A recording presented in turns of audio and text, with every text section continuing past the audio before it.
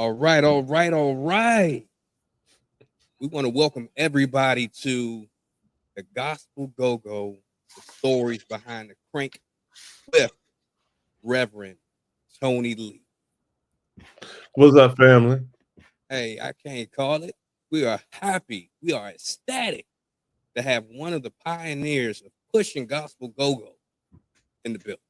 He's also a super pioneer in the DMV when it comes to ministry as well.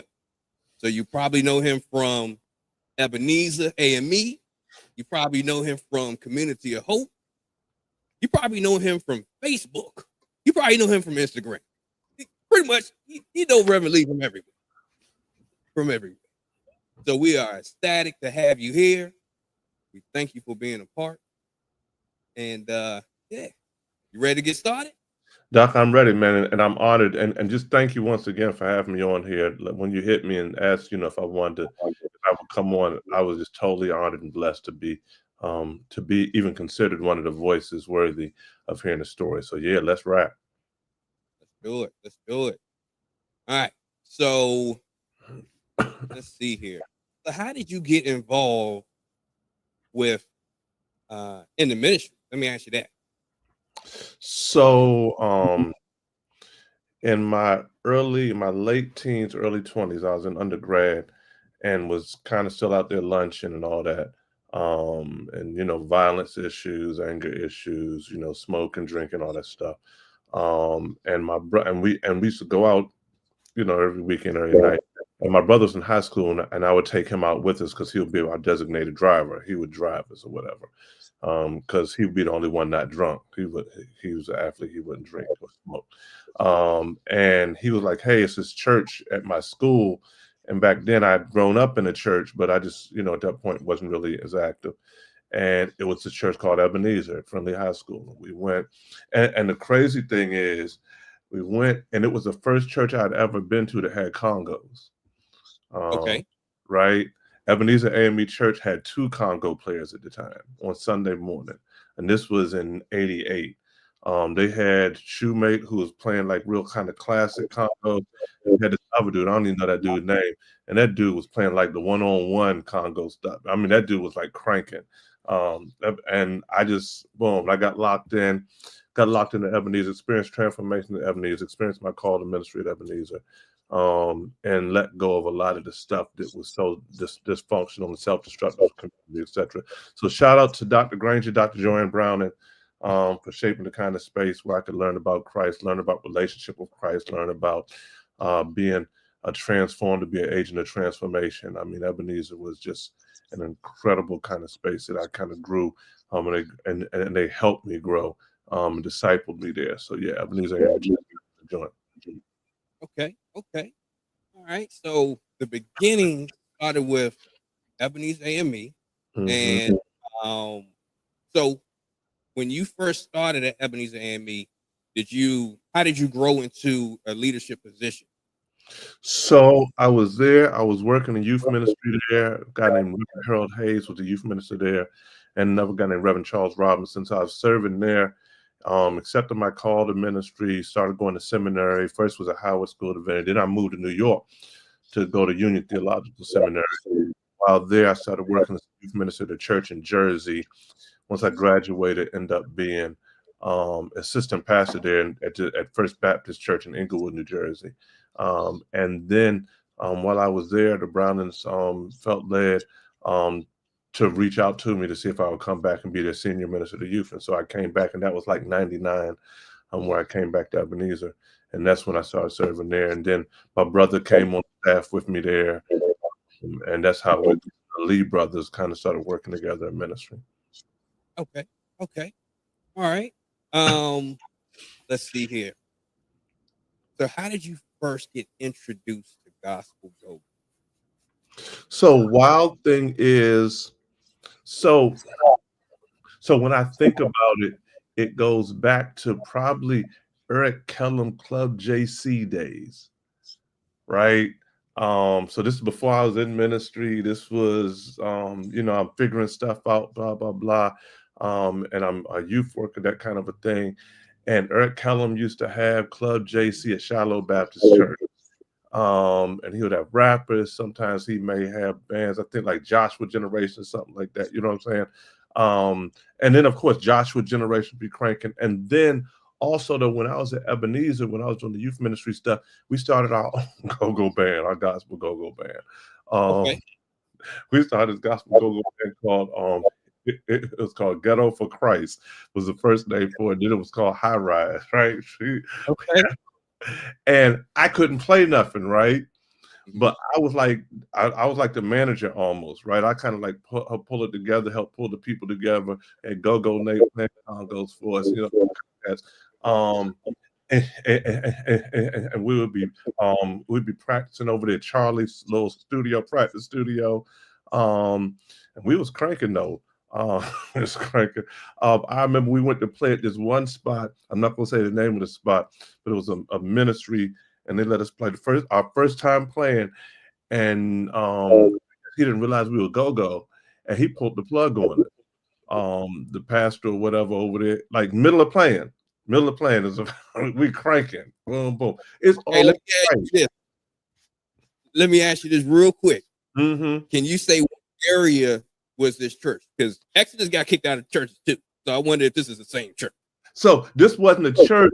This was like a ministry. It was a ministry of somebody, and they dealt with music and blah blah. So it was a ministry, and so I don't even remember. It's a long time ago. All I remember is, and I'm talking about we were locked in. I'm talking about we had Bible studies. So like I would lead the Bible study. I'm talking about we were focused. We were like really young brothers trying to serve the Lord. We had a whole discipleship kind of curriculum Cass was going through. We was locked in. Man, they were playing. It was beautiful. We were rocking it our first time, and partway through, that joke was like, boom, no power. And he got up and preached for about a half hour about how what we were doing wasn't right. So if you talk about kind of where I got plugged into it, like it goes back to that, right? But also when I was in seminary, I started to understand and kind of look at go-go, because go-go is music of our culture, right? It's music of the region, right? And so I started in studying and researching in seminary, as I was learning about culture and those kinds of pieces, I realized that wherever you went, you would hear the culture of that region and the gospel music of that day. Even if you look at the father of gospel music, Thomas Dorsey, right?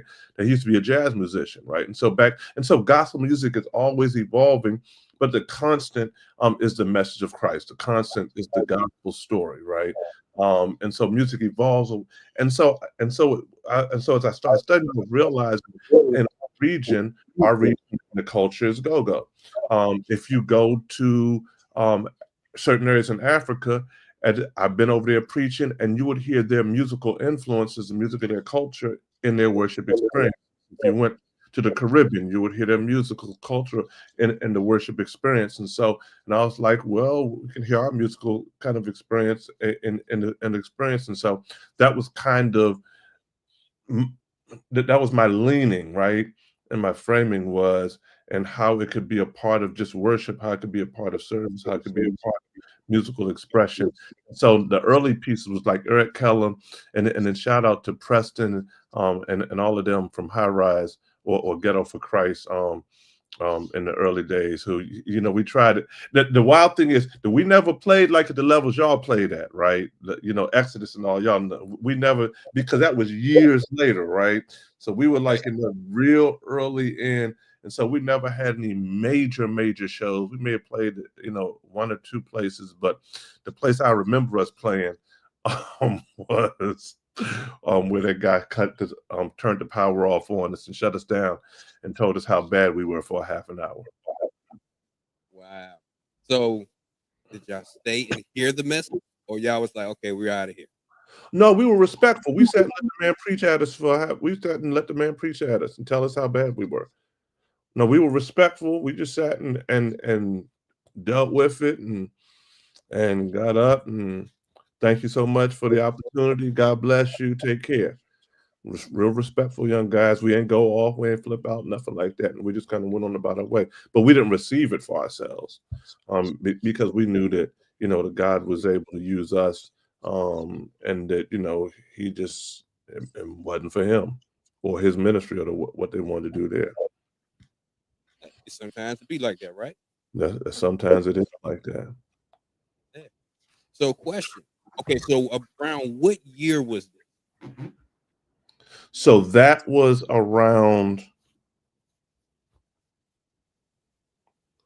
That was in the early 90s.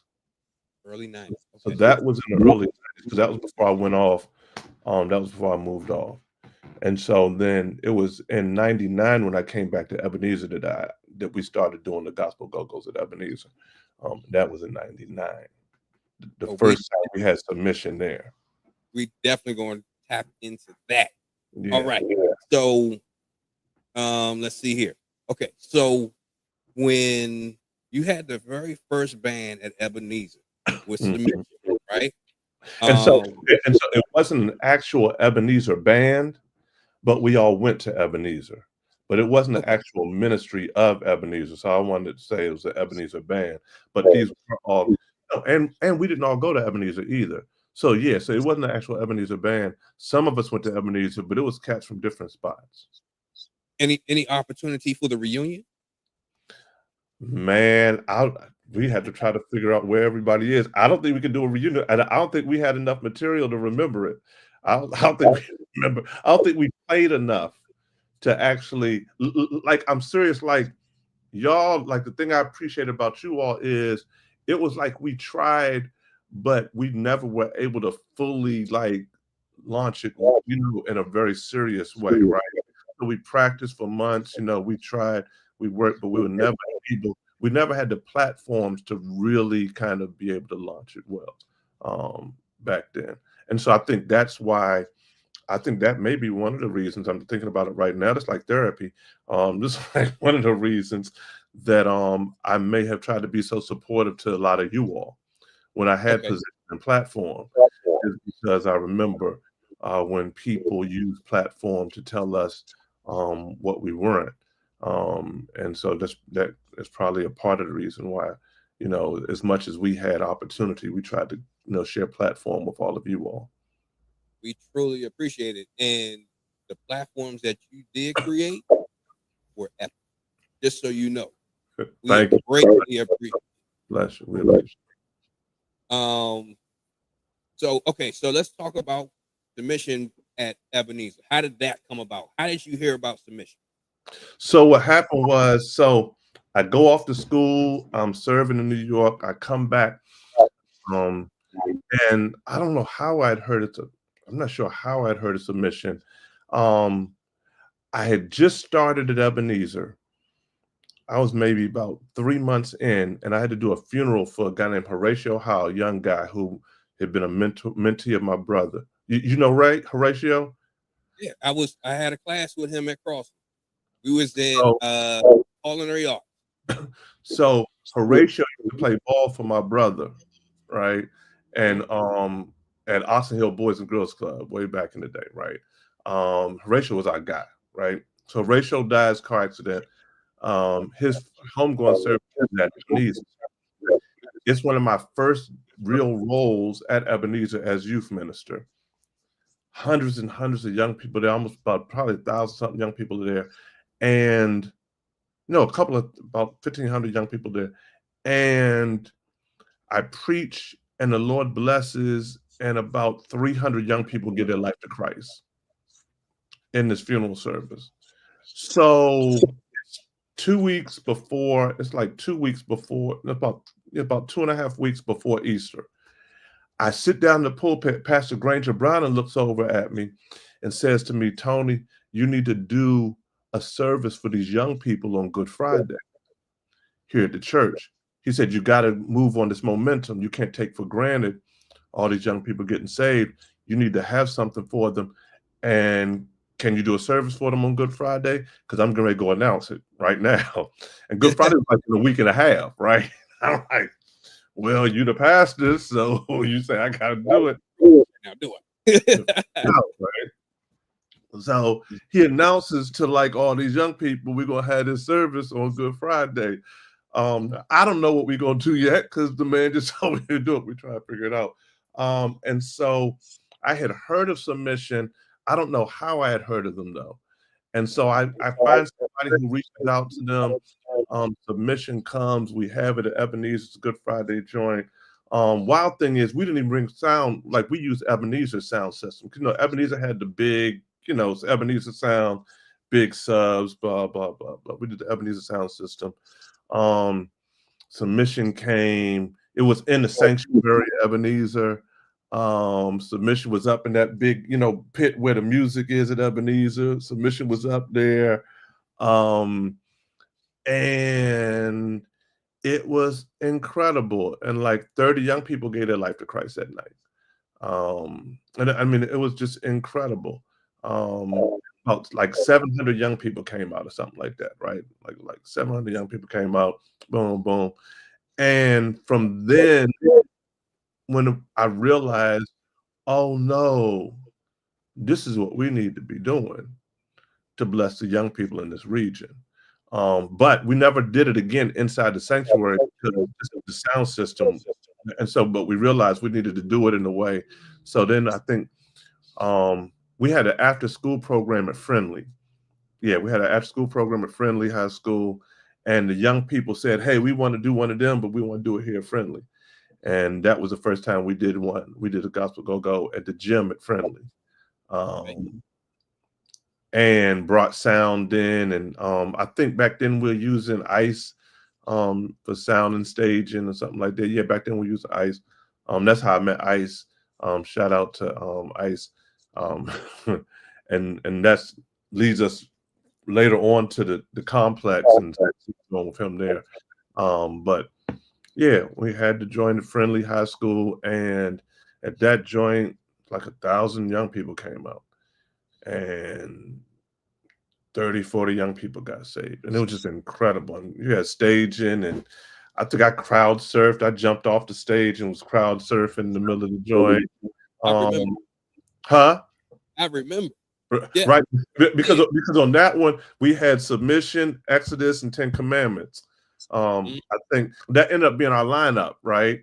Was the three of y'all, right? It'd be Submission, Exodus, 10 Commandments. That was our go-to lineup in those days, was like Submission, Exodus, 10 Commandments. It would be a gazillion young people. Y'all would be just, y'all ministry would just be so powerful and so strong. And lives would just be transformed. And the thing that was better for us was incredible for us was that we would do that, but we also Saturday nights had youth Bible study. And our youth Bible study praise team cranked.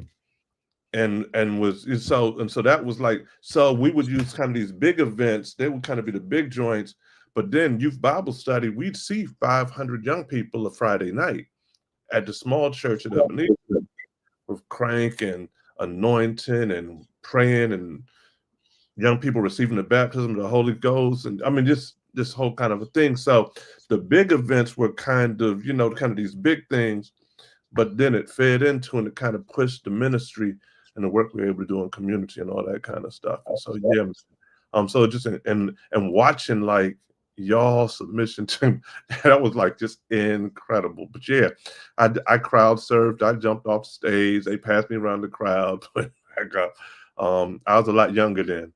I could do such things. Okay. So when you presented the idea to leadership at Ebenezer that you wanted to do the gospel go-go's in the school system, how was that conversation? So the thing is, and the thing I love about the Brownings, Dr. Granger, Dr. John Browning, is Pastor Browning is more radical than any of us were, right? Okay. So no, Pastor Browning was, here's a bag, go impact culture. Like, no, you have to think, I was a youth minister, like everybody talks about, oh man, you were so brilliant, you're so brilliant. No, I wasn't brilliant. They gave me a bag. My youth ministry budget when I first got there was $1 million. Oh, wow. The youth ministry, I didn't have to raise it. Here goes $1 million. 100,000 of it, you're going to give out for scholarships every year. and you hand the checks to the young people, bring them, you hand the checks to the young people. And of a $900,000, hire your staff and go do stuff. And Pastor Browning's thought was, he said, I want this youth ministry to be the kind of youth ministry that people look at us all over the nation. And he said, and Tony, there will come a point in which the things you're doing that are cutting edge, people will start doing. They won't look cutting edge anymore because everybody will be doing them. But that's how you know you've done a good job, because it's your job to let this become normal. It's your job to show people what can be done for young people, so that churches that don't have this kind of a budget can have a template to be able to go and be able to do it, and this stuff become normalized. Yeah. No, like Pastor Brown, like there were times which we used to do this thing, this Friday night, this Saturday night, in which we turned Ebenezer into like a club with 3 floors. Mm-hmm. On each floor was, like a kind of club, a young adult kind of, gospel club. And we had the spotlights out front and all that kind of stuff. That was Pastor Granger Browning's idea. He pulled me in and says, see, y'all think I'm smart. No, I'm a puppet figure. Dr. Granger Browning came to me and said, hey, I want to compete with the clubs on Saturdays so that our young adults have somewhere to go.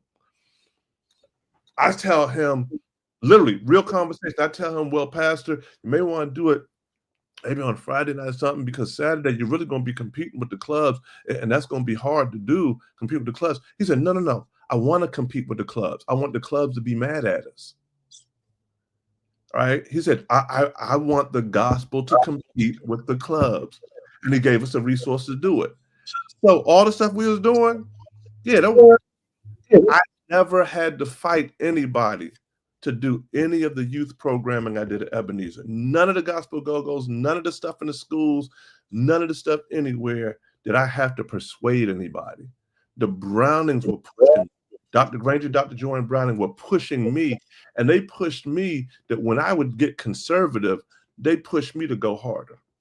All the work I did in the clubs, strip clubs, all that stuff, starting Community of Hope, all that stuff, the Brownings pushed me. That's amazing. Shout out to the leadership at Ebenezer. Doc, I promise you, they are some of the realest to ever do it.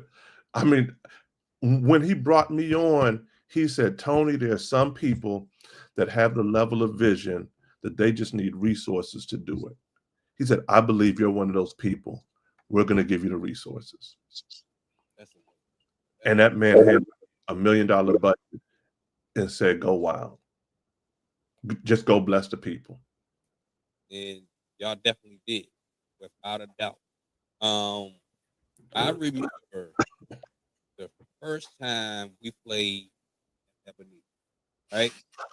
And Submission played. I think we were supposed to open up, but a few of us, I was a driver. We're late. So bad. Sanctuary and plugging in, all kind of stuff. So thank you for not being like, you know what, you guys cannot come back. Because you guys cannot be back. We appreciate it. Thank you so much. Because that was the first time that I realized that a Kill Dickens, or Reverend Kill, went to Ebenezer. Because me and Kill graduated together, right? Right. I saw him on stage. I was like, hey, I know him, right? So that was an interesting, funny experience, right? So, and then going forward, you guys had us back plenty times, and yeah, we had some fun, right? So I'm going to tell you this, though. I'm going to tell you this. I loved y'all incredibly.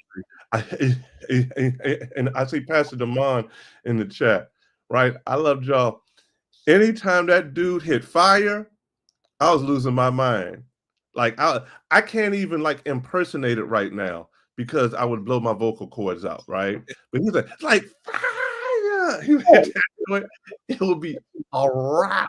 And it was so anointed. I mean, and that's what I loved about y'all, is that y'all really were anointed. It wasn't a plaything. It wasn't about just cranking. No, y'all had ministry. And that's why we kept having all of y'all back, is because y'all was so focused on ministry, so focused on being a blessing to those young people. And we saw it by, I mean, just if you look at just those times we were all together, whether it was Friendly, Crossland, the New Year's Eves at Crossland, all those kinds of pieces, hundreds of young people gave their life to Christ in those places.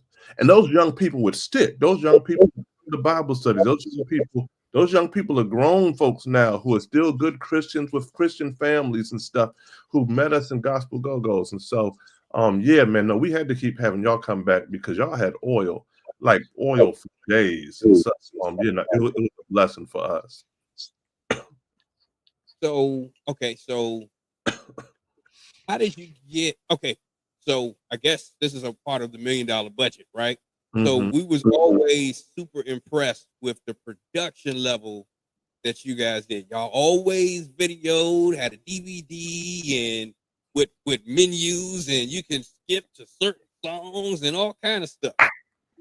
Hey, we was like, yo, we got a DVD. So, okay, so who thought of that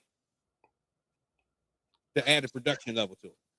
So I think that was just a part of the flow, right? I think for us, I think that we really wanted to show a level of excellence. I think it really connected to the house, right? It really connected to the leadership. It really connected to the Brownings. It really connected to, there was kind of a spirit of excellence at Ebenezer just in general. And so there were resources and teams that could do that stuff. So the video was done by the media team at Ebenezer. Okay. Right. So like, it wasn't like I was going out and hiring another team.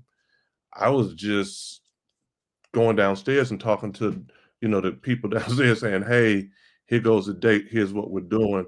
Here's what we need to happen, kind of a thing.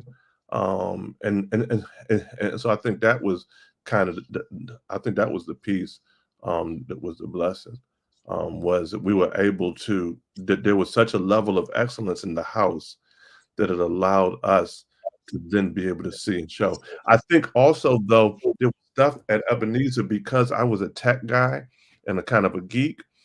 I'll never forget on that first New Year, on that first Good Friday service, we had submission. I went downstairs and I saw like Ebenezer had a whole print shop in the church, right? And so I ended up on my laptop making a flyer up, blah, blah, blah. But it was a sweet color flyer, photos, yada, yada, yada, yada. Well, they had a whole color printer there, copier thing there, big dog joint. And they did it. But it was Ebenezer's first time actually doing major handbills all color. Because people weren't doing that back then. Back then, people were doing little black and white joints. So what would happen then is the youth ministry also helped push the church forward. And so the church was able to be like, oh, if the youth are doing that, then Pastor Dren was like, well, no, the women's ministry for the women's conference, we're doing all color joints. Because Reverend Lee just showed us we could do that, and we got that in the house. Some stuff I was like, hey, y'all shooting a whole TV show every day on Sunday for worship. We can't use that stuff over here. And they're like, no, we can use that. We can take the team over there. Yeah, let's take the team. Let's do that. And so we're able to kind of utilize what was already in the house and the tools they had to be able to kind of do that kind of production quality. Once again, but because we had the Brownings there. Okay. Also, though, my brother was brilliant. And so Reverend Bill, having him on the team, and Reverend Dr. Kanika McGee, having them on the team, it was just a super smart team. And so like Dr. Kanika McGee was like brilliant administrator. I was 30 at the time. Both of them was like in their mid-20s. But like brilliant, like she was like about to finish up her PhD or something like that. Bill was just this brilliant, anointed guy. And so also having them helping to push and the ideas and stuff was also pushed it, because they would see stuff that I didn't see, or see ways to do it that I didn't see. And Dr. McGee, she was just such a brilliant administrator and such an administrative genius that she would see ways to utilize stuff in the house to just make it just be super excellent. Shout out to your brother Bill Lee and you said Administrator McGee. Yeah, Kanika McGee. Yeah. Shout out to them. Okay, so when it comes to so I guess your brother Bill Lee was the plug to be able to do stuff at Crossland, and then y'all already had stuff set up with Friendly High School. Did you get any pushback from PG County schools with doing the gospel go-go's in the schools, or? And no, we didn't get any pushback. I think what helped us, so at Friendly, because we had the after-school program there, we did that that was student driven. So we worked with the students to help to push that. So that was student driven. And so that's what helped us at Friendly. At Crossland, what helped us was that my brother used to coach, at Crossland, but he also used to coach AAU for Metro players. And they used to hold fundraisers up there in a small gym, and have junkyard there. Okay. And so I'm like, if y'all can have junkyard in the small gym, y'all can have a gospel go-go joint, right? And so we were able to, so Bill and them used to have, so before we were even doing the gospel go-go stuff, before we were even at Ebenezer, Bill was doing the Metro player stuff. So we had been across them before, with Bill having junkyard up there. And so they were bringing JY up in there. So then when we got in these positions, then it was like, hey, JY there, we can run this lane up here. And that's how we did the New Year's Eve stuff. And so Crossland was great. Those were some, and then when you talk about epic, like those were some, them New Year's Eve joints. Like I remember it was a New Year's Eve Crossland main gym. And the gym was so full that the walls were sweating, like a house party. And it was like a couple of thousand youngsters up there that night. It was so hot in there. And we did the balloon drops. Remember the balloon drops at midnight? We did the balloon drops, but it was so hot in there that when the balloons dropped, when youngsters went to hit the balloons were popping. It was so hot. I mean, yeah, no. And now those were like, I mean, them New Year's Eve joints at Crossland were just, something totally, just a whole other level. Like the Friendly stuff was incredible, right? That was us working up our weight. But New Year's Eve, those youth New Year's Eve things, and what was crazy about New Year's Eve was, Ebenezer was already holding this regular New Year's Eve for the adults. So the adults would be at the main church, and that would be packed out and overflowing, blah, blah. We would actually, what most people don't realize is our elementary school kids would be at the original church, and we would have about 400 elementary school kids there New Year's Eve at the same time that we had like 1,500, 2,000 youngsters at Crossland. All that, like New Year's Eve, that was just crazy. Yeah, it was totally crazy. Y'all had Allentown Road on lock. Yes, without a doubt.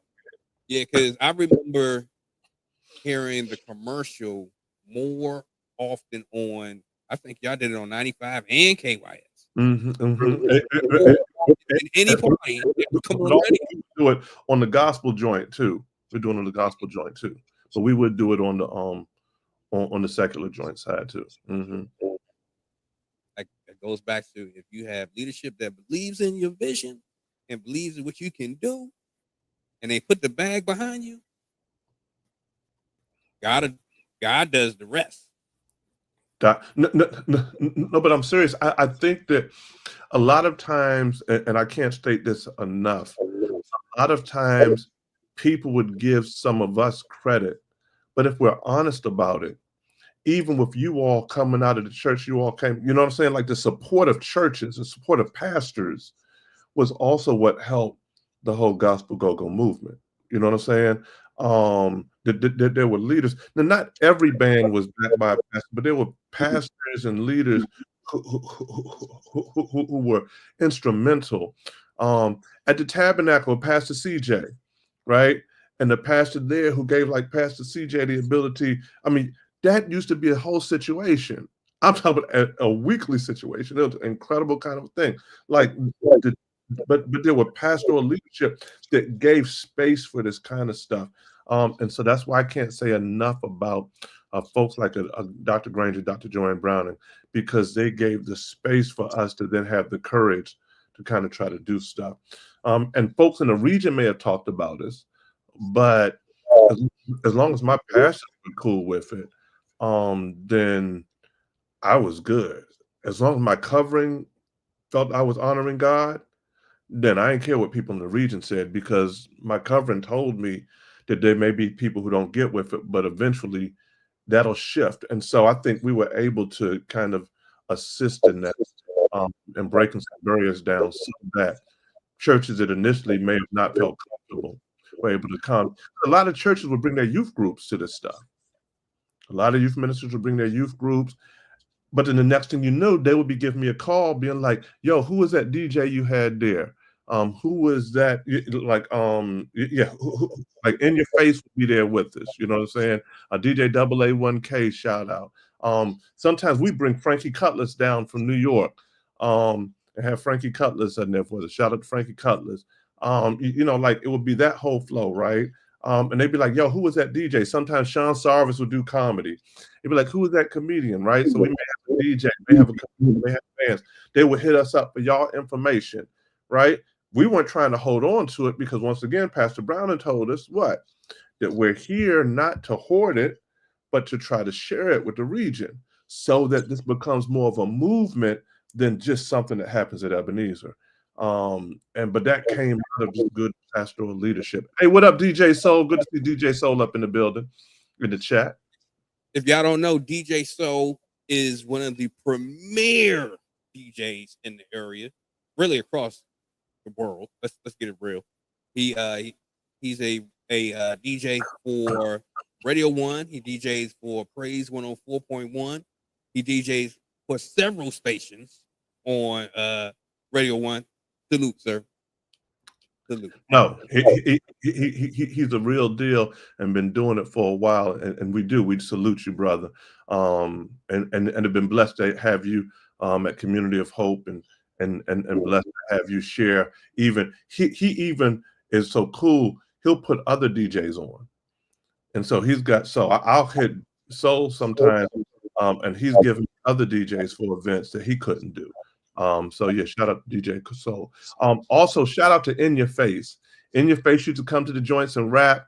DJ, like In Your Face is my guy, and he was going to be on about every show we had, about every ministry moment we had. In Your Face was going to be on the joint. So shout out to In Your Face too. And one thing about In Your Face, he is such a dynamic rapper. Mm-hmm. Y'all like Lecrae? No, In Your Face. And he has the right name. And he spelled it like how he spelled it back in the day. Yeah. The rapper. And that was real. No, he's a bad boy. And he's an incredible songwriter. And people don't know that about him. He's been writing all kinds of stuff. So I was blessed that when we started Community of Hope, Enya was over there and would rap for us during Sunday services. And so he's part of our praise team. And so our praise team, and we would crank, and, we done had some of the best to do it, with us. But Enya would be a part of that flow. And so, yes, shout out to Enya. Enya's with us for years and years. And we love him and still bring him by. And he'll still DJ for us, on some services and some special occasions. So, yeah, shout out In Your Faces. I see bro Wally Lathan in the chat too. What up, Wally? Yeah, everybody's in here today. Everybody pulled up for Reverend Lee. All right. So if you had to choose your top 3 gospel go-go bands of all time, who would it be? So I would probably be biased. And so I think my top three, it's almost like how they say you need to leave the dance with the one you came with, Gotcha. right? So I don't say this in disrespect to any other bands, because this is not a hierarchy or ranking or anything like that. So this isn't ranking on talent or any of that kind of stuff. This is just on almost every time we had something, it would be 10 Commandments, Exodus, Submission. So if you ask me for my top three, I'd have to say y'all three, just because that's who I rolled with all the time, and that's who was in the trenches with me. And I believe if you're in the trenches with somebody, then when it comes time to say names, that's the names you say. And so, and so for me, I don't want that to appear disrespectful to any of the other bands out there, ministries doing great work. And it's a whole bunch of great bands doing great stuff, even up to this day, that I celebrate and I love. But those are the three that I didn't need y'all pictures no more for flyers, because I had it. And our team knew, if we were doing it, they already had a whole little way of putting y'all in it. And they would just kind of, shift it up a little bit so it looked like we were doing something fresh. But our flyers were pretty much, we pretty much had the same lineup. DJ In Your Face had y'all, or we may have In Your Face rapping, we may have DJ AA1K playing, that kind of a piece, but we kind of had a steady flow. And so, yeah, I'd have to say those three, just because those are my folks. And you all were in the trenches with us, and so I salute you. Okay. Speaking on the archives of Ebenezer, is any of this media, this footage, these pictures, is any of this stuff still available? So I know that Reverend Akil had gone into some stuff. Okay. And it found some stuff, and it found some video stuff. Really? So I hope he still has some of that stuff, because I know he dug and did a deep dive. All that was doing a deep dive into VHS tapes. Yeah. I know he did a dive into the VHS tapes. I'm hoping he has some of the stuff.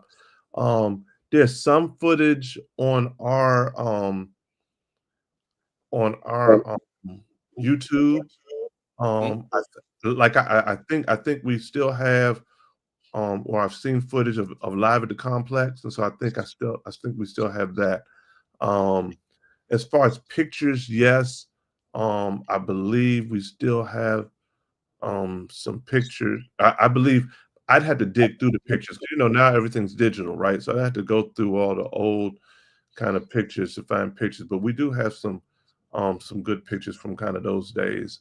Yeah, we got some stuff. When we were all so youthful. All so young. Oh my God, Jesus, Doc. All so young. Doc, I had so much hair back then. I had so much. I had cornrows down to the back of my bottom of my shoulders back then. Yeah, Doc, time is filled with swift transition. And I know the meaning of that hymn until now.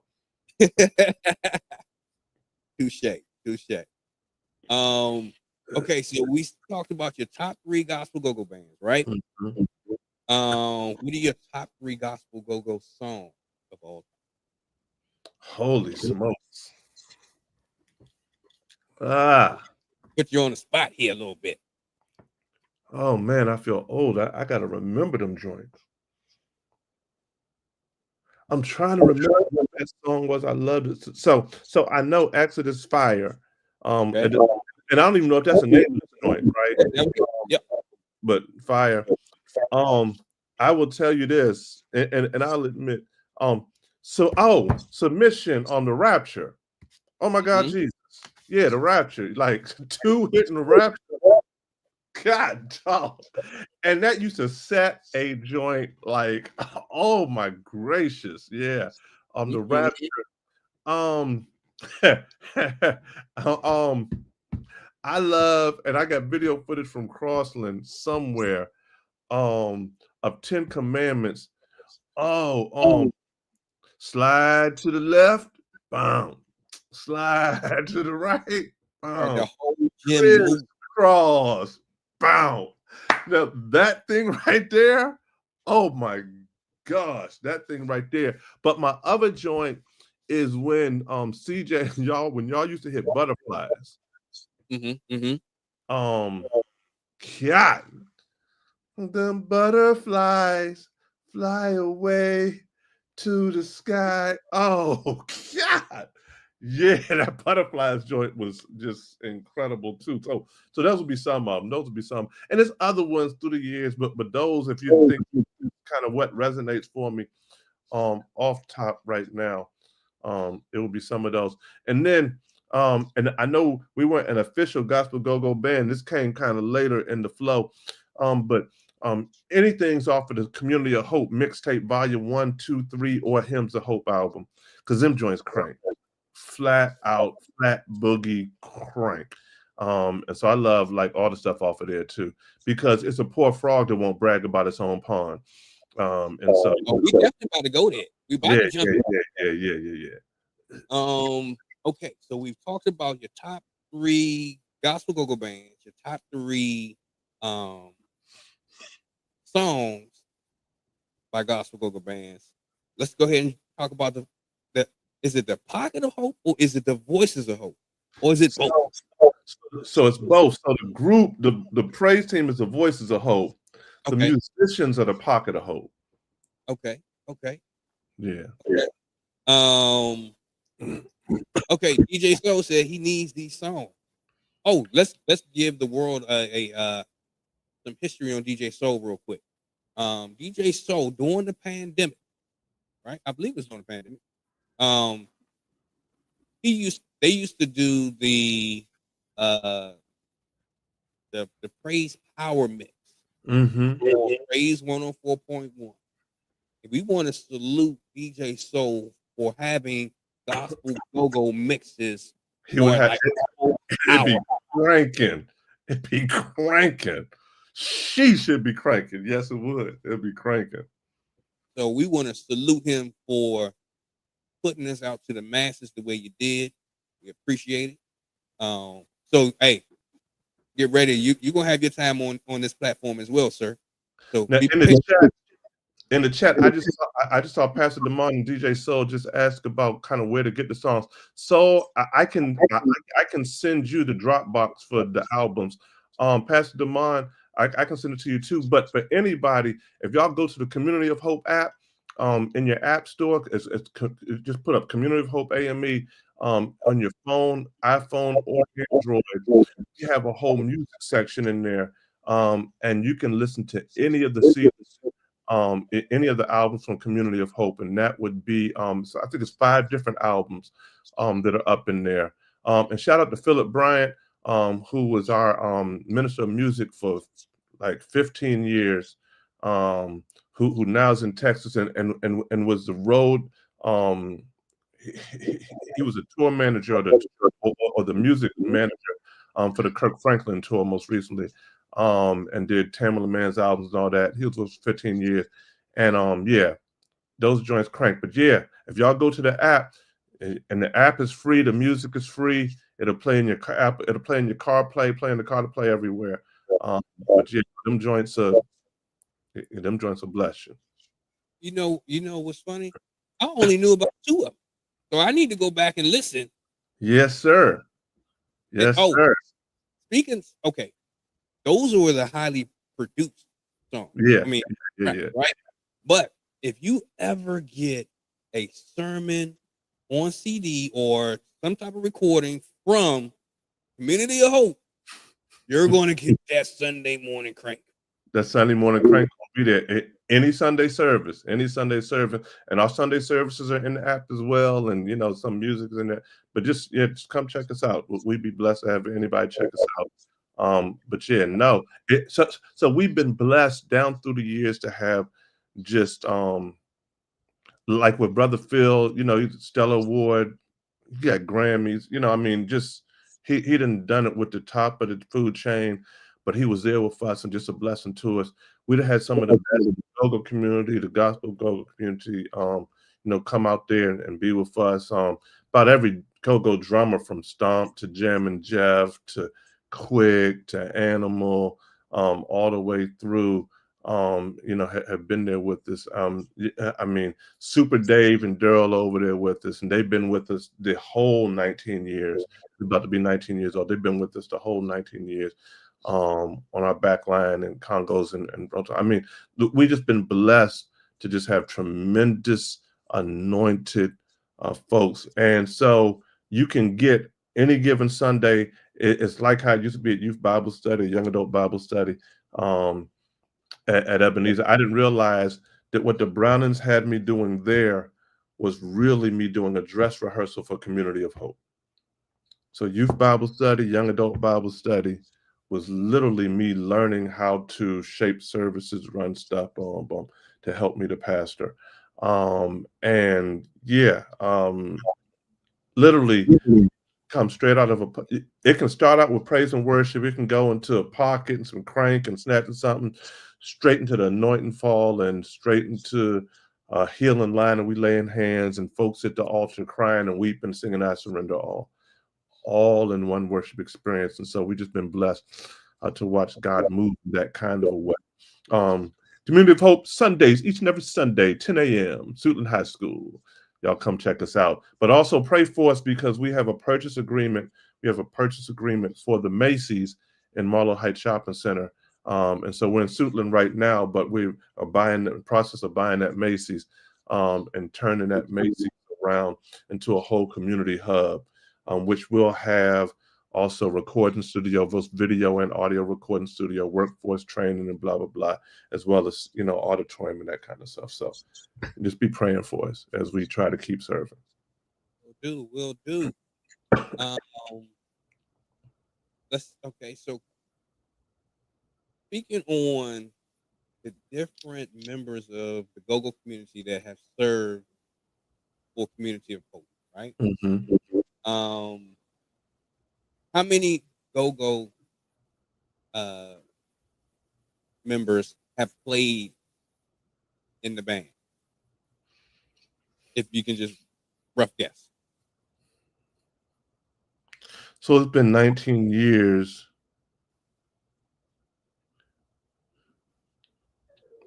At least 20. So you got to think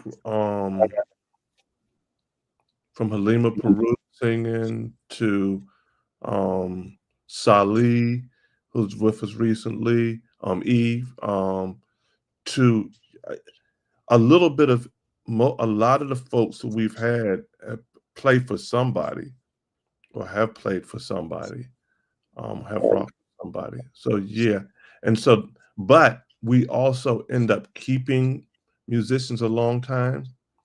So say Phil was with us 15 years. Animal and Josh from Black Alley played with us for at least 10 years, maybe 12 years.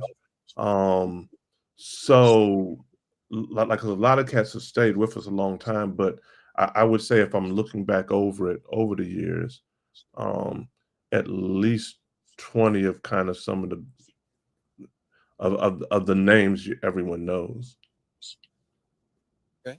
So how did you get connected with the go-go community so that they will be like, hey, whatever you need, we are with you? I think it's all about relationship, right? So even while I was doing all the go-go stuff, you got to think I was also doing stuff with the regular go-go community. So I would bring in EU sometimes and have them do just a clean show, right?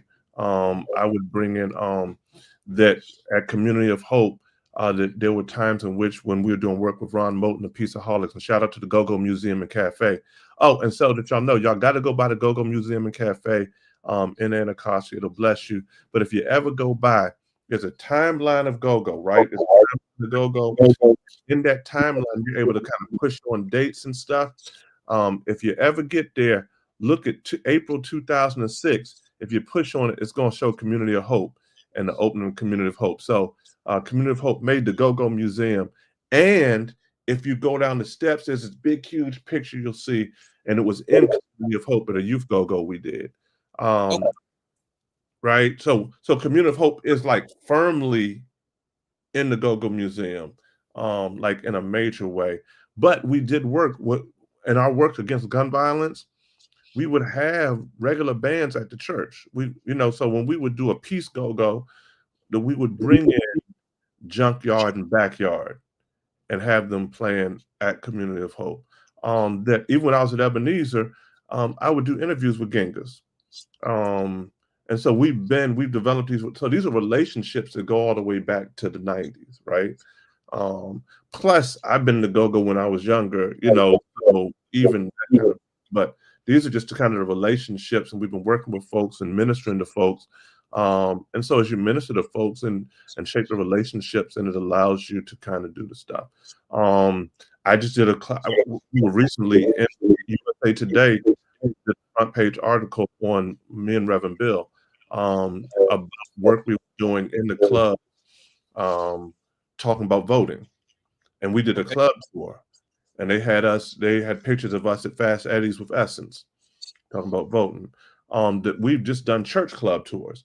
We're about to do another one, in which we'll just go to the club and invite people to church. Because we started this club that we've been, like when we started Community of Hope, I would go to a backyard show and Genghis would shout me out and invite people to the church, and I'd be handing out handbills, and our street team would have handbills on everybody's car when they left.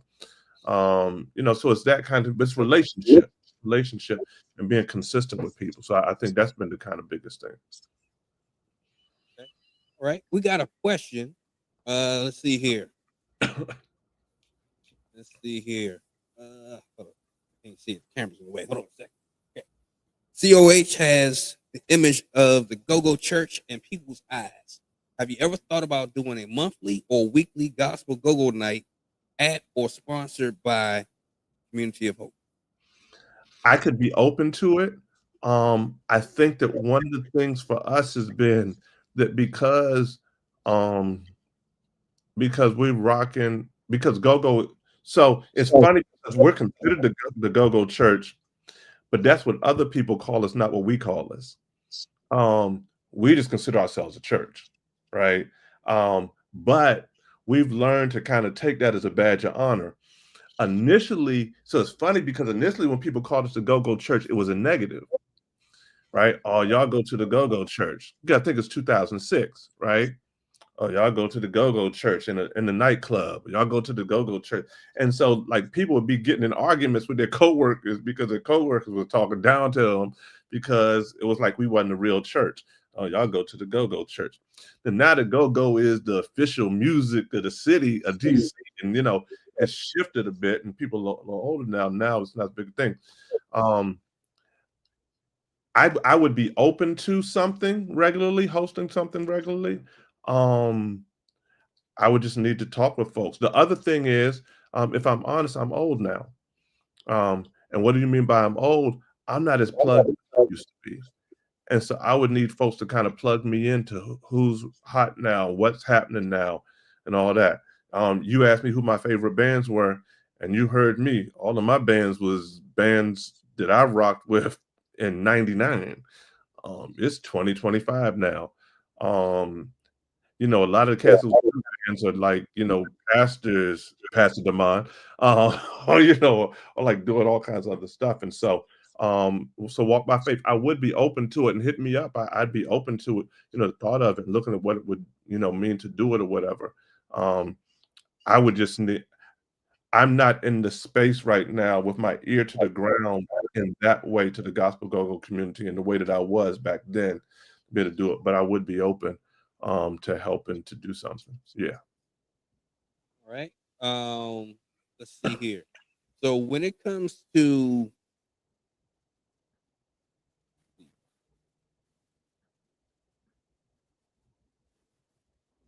how important is it to have a gospel go-go band when it comes to outreach ministry? So I think that it's important for the fullness of stuff, right? I think that it's important to have a gospel go-go band. I think in this season, it's important to raise up and have a young rapper with you too, right? Because young people are different than in '99, 2000, go-go reigned. It wasn't no neighborhood rappers. Right. Rappers, you can't cats who rap, but they weren't, if they wasn't rapping at the go-go, they wasn't no rapper to us. You know what I'm saying? Kind of a thing. Now, though, these youngins are like listening to rap so much that I think it's important to have a balance. I think it's important to look at what's needed in the culture right now. If you're talking about doing outreach and then being able to meet people where they are. On the outdoor stuff we do, and we haven't done as many lately since COVID.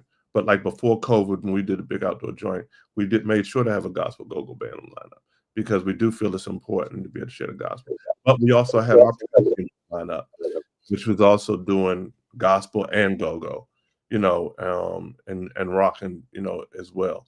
So I think it's very important. But I don't want us to get so stuck that we miss how the culture and how these young people are shifting. And we're not paying attention to the shift because we're just so stuck on one kind of lane. But I think we need to understand how to engage the shift, because I think there's a synergy that if you understand how to engage the shift, then it also can help us to understand how to make go-go even more relevant, because that's the importance of the Go-Go Museum, is trying to make sure the go-go stays relevant.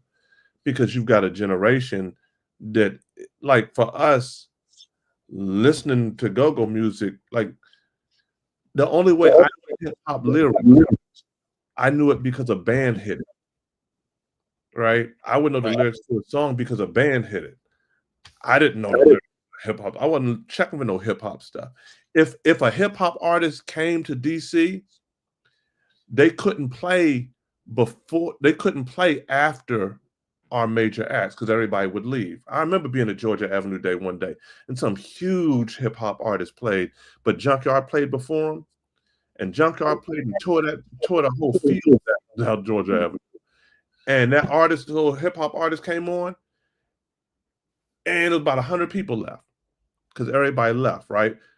Nowadays, though, these youngins will listen to the hip hop stuff before they even listen to go-go stuff. Their ear is different. I think it's important for us to identify that and say, okay, but how do we make sure that go-go is still relevant and so that they're still able to feel and boom, boom. I think there are ways to do it, but I think we really have to be communicating in the ear of this young generation so that we're making sure that we're shaping stuff generationally.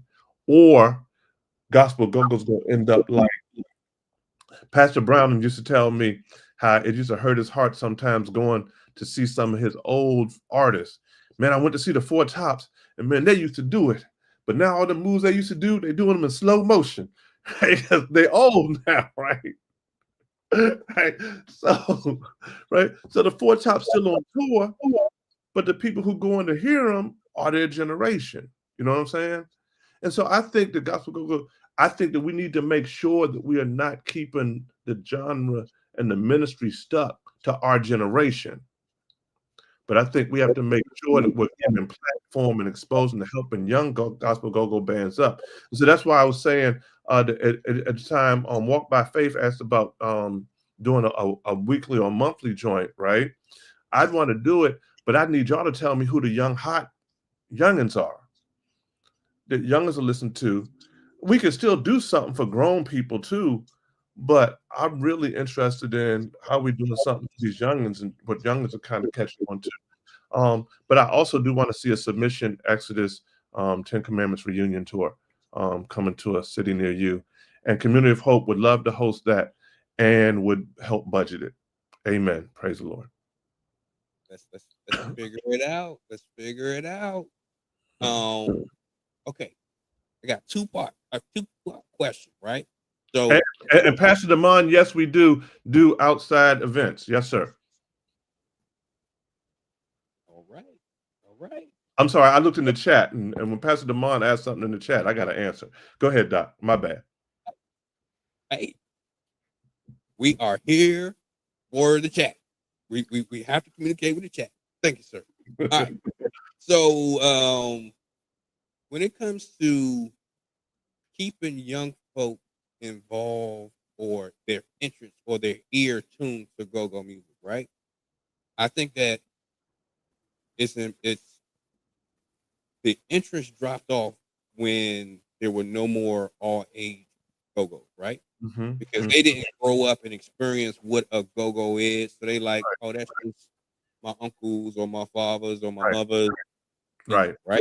Right. So I think that whenever any of us went to the go-go for the first time, that's when it lit the fire. You might have heard some things like, I like this, it sounds good, but what it is, but when you see it and experience it, right. the regular go-go or gospel go-go, it changed everything. Yeah. Right.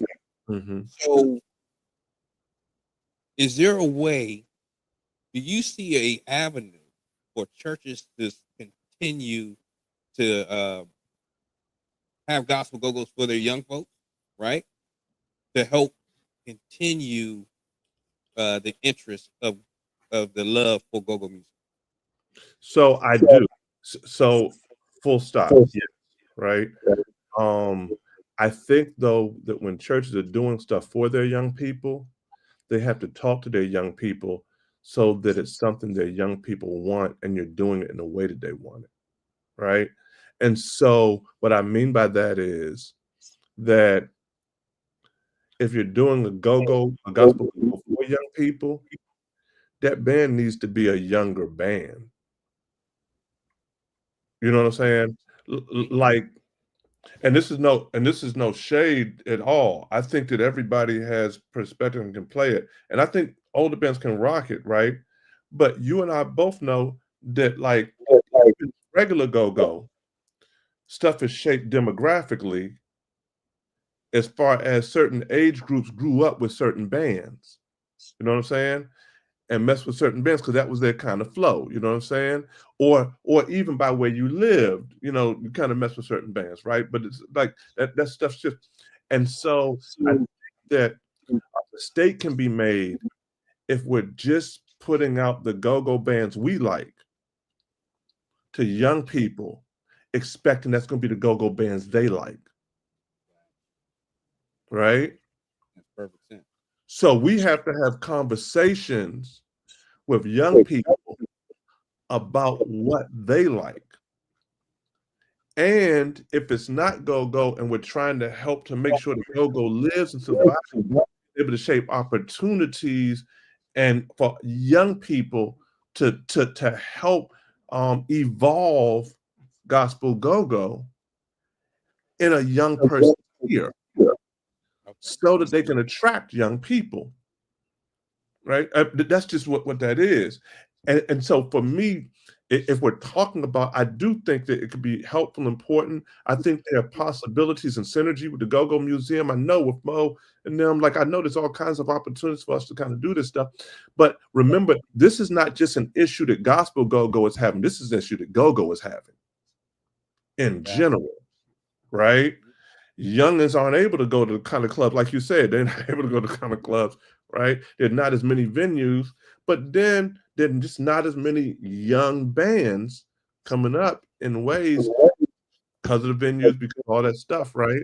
That then it just shit. But right now, because of technology, a youngin can make beats on their phone and create a rap and create a joint and put that joint out on social and get buzz to go viral and boom, boom, their whole neighborhood. And so I think there has to be a way in which we're thinking about how to create, even for young go-go artists, how to create platform.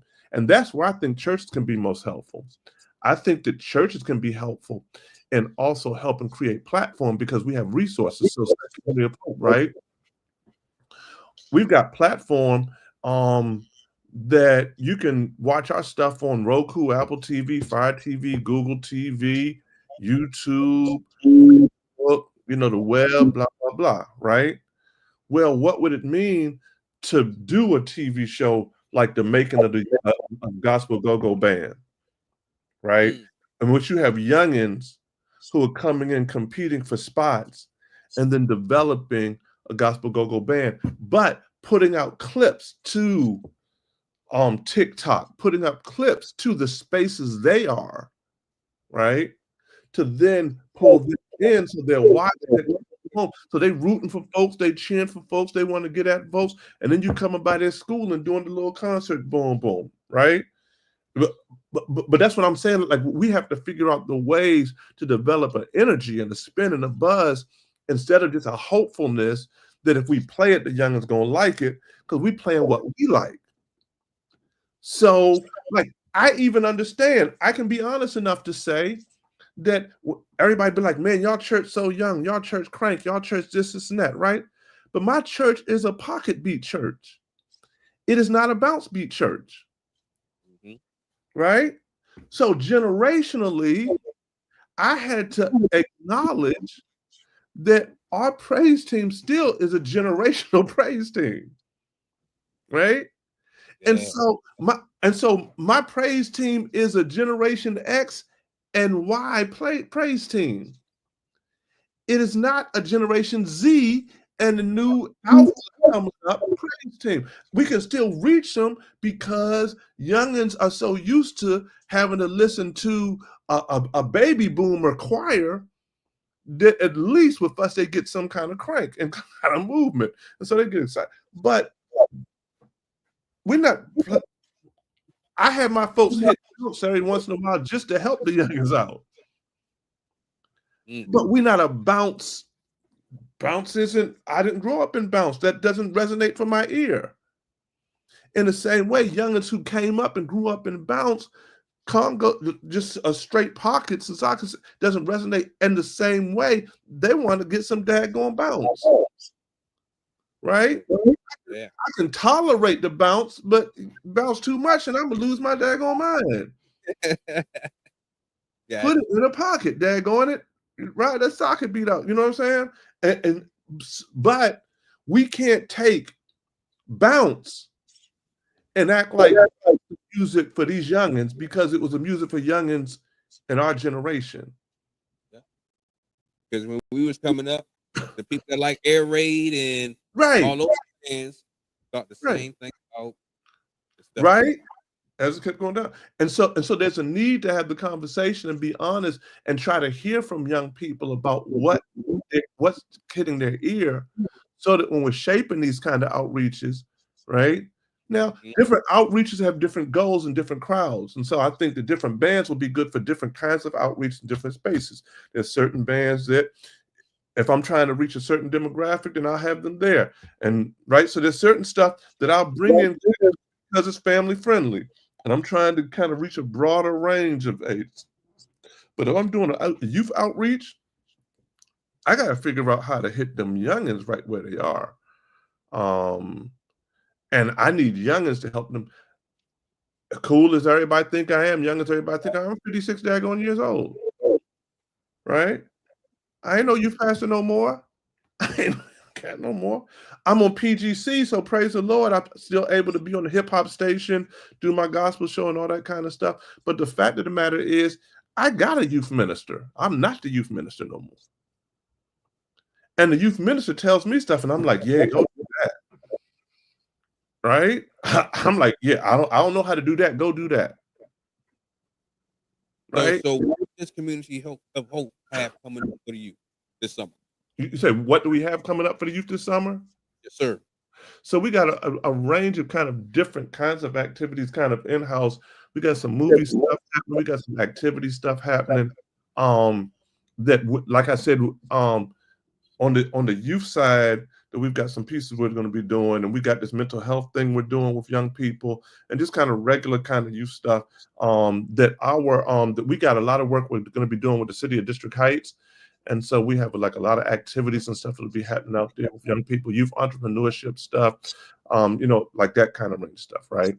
But on the other side of it, we're going to be doing a heavy outreach, just regular outreach, just to the clubs. And so we're going to have a club tour coming up, me and Reverend Bill, and we're just going to be hitting the clubs hard. But once again, that's for our generation or y'all generation, right? That's not going to be for youngins. So the youngin stuff is going to be a bit different kind of stuff. And I could talk better about the youngin stuff. But my youth ministers are the ones pulling all the all the planning together for that joint. And I kind of like, they just kind of come to me when they're ready to boogie and be like, hey, Pastor, we try and do this, we try and do this. I can't give them no Ebenezer $1 million bag like was given unto me, but I can give them prayers and love.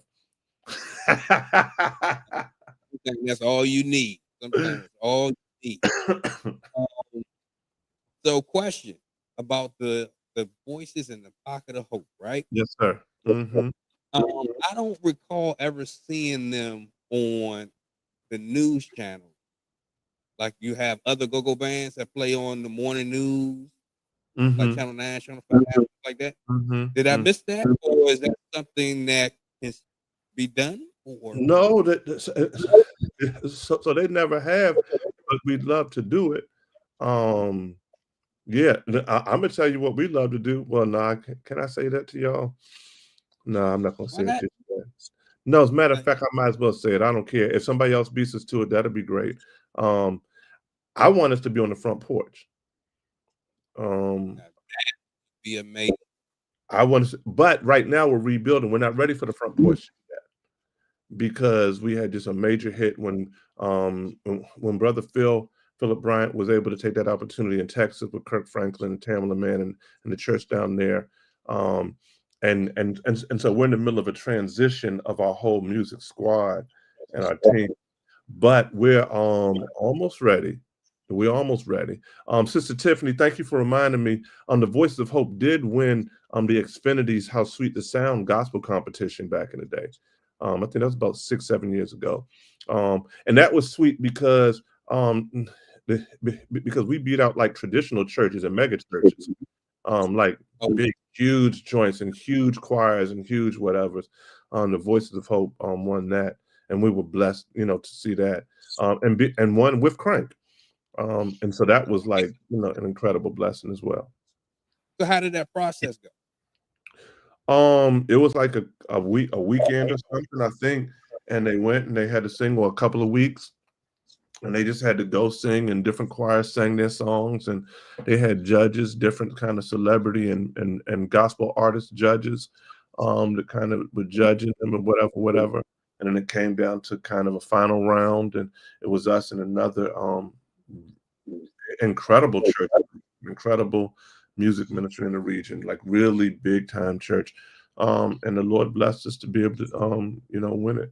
And I think we got some kind of prize or something like that. But yeah, we were blessed to be able to do that. And so we've done stuff and we've been on stuff. So I won't say we haven't been on anything, but we haven't been on news per se or done anything. But we have played some pretty decent platforms. Yeah, so we play some pretty decent platforms, but yeah, no. So for me, we'll be blessed in whatever way that we can share the gospel to the culture and to the community. Any way we can share the gospel, we want to share the gospel, right? And so the reason I said on the front porch is because I think that would just be a great witness to the culture, right? And the front porch and Nucci, they're doing just some incredible stuff over there. And so I'm saying that very humbly, because front porch is a significant platform. So I'm not saying it like we deserve to be on it. I'm saying it as in that's my prayer request unto the Lord. Lord, get us to the place in which it makes sense, for us to go in there, because I believe that it could be a great representation of the kingdom of God in the culture. And it could, be able to get the gospel message out. And that's the whole thing, is how do we get this message of the transforming power of Christ, the life-altering power of Christ, the salvific power of Christ into the world. And I believe that God uses the culture, God uses music as one mechanism and one tool to be able to do it. And I believe in this region, God has used gospel go-go in such an incredible fashion, to be able to speak to the hearts of men, women, boys, and girls, about a Jesus that saves, and about a Christ that can transform their lives, and bring them to repentance and transformation. And so, yeah, that's my spiel. Okay.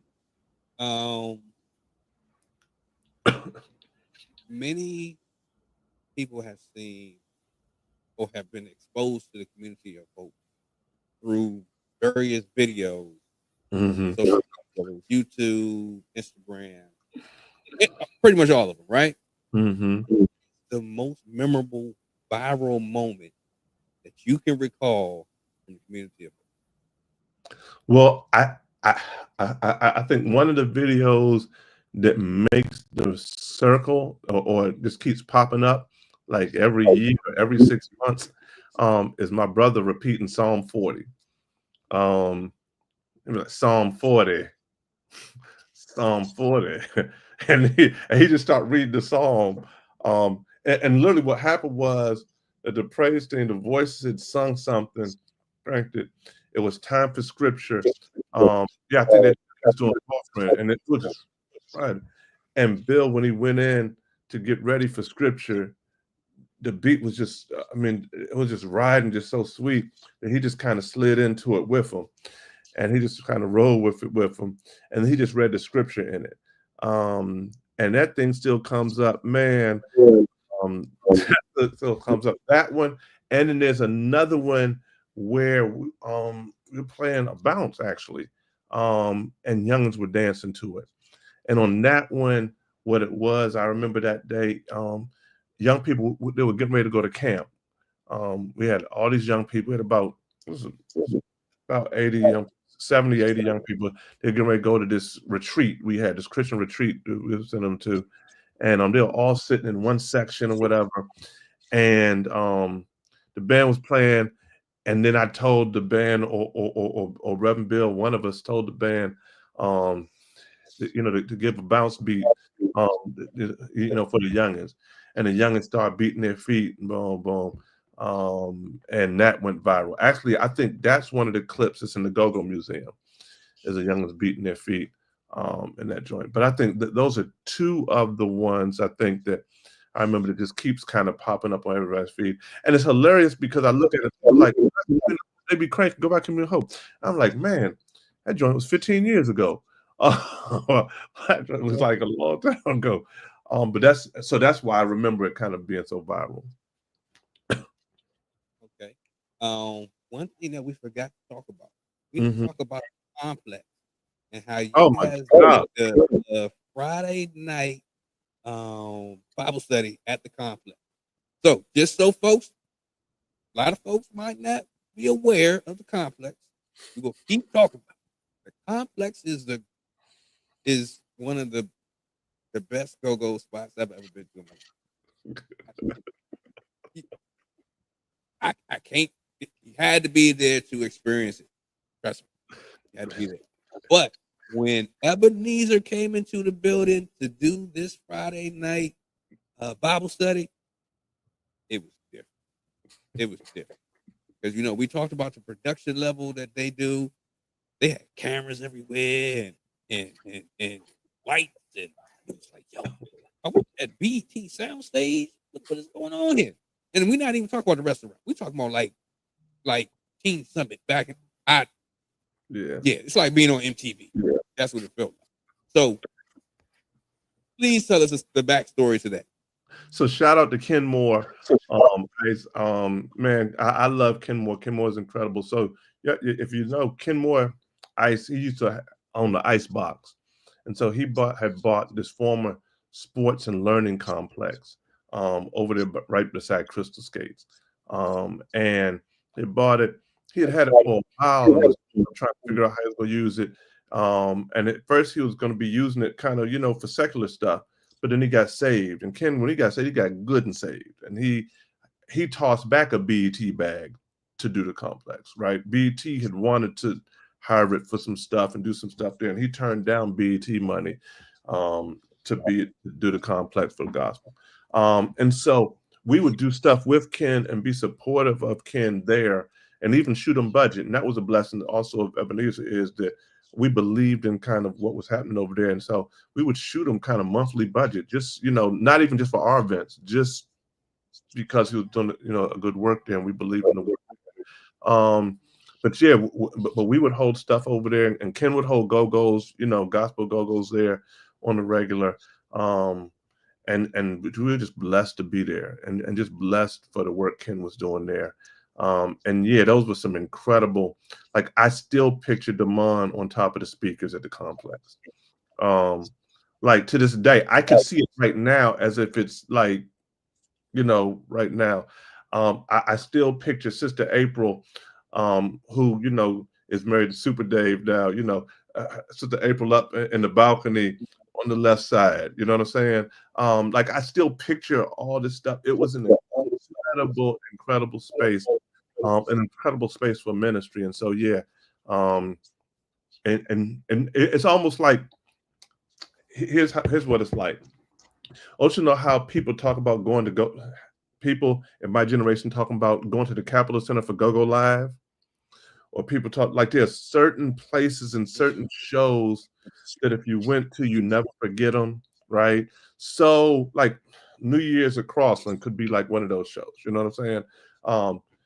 But the joint where we shot live at the complex is one of those in kind of gospel go-go lore and history. Just one of those moments and one of those spaces that you just remember, and it's just hard to forget. And yeah, it was just a blessing to be able to kind of be there in that space, in that moment. And once again, can't shout out Ken Moore enough.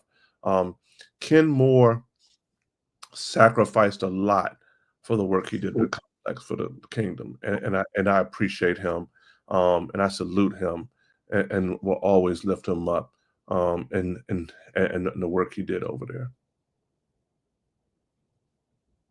I agree.